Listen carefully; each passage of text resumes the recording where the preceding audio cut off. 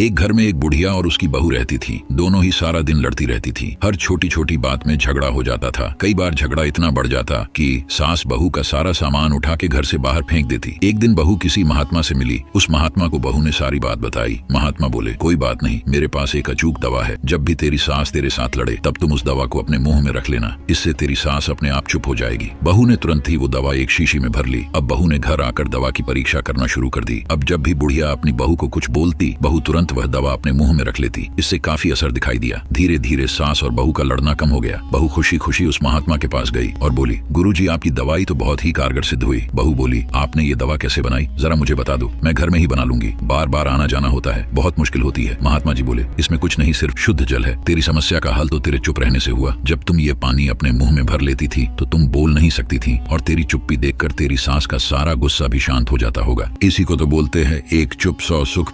बोलो।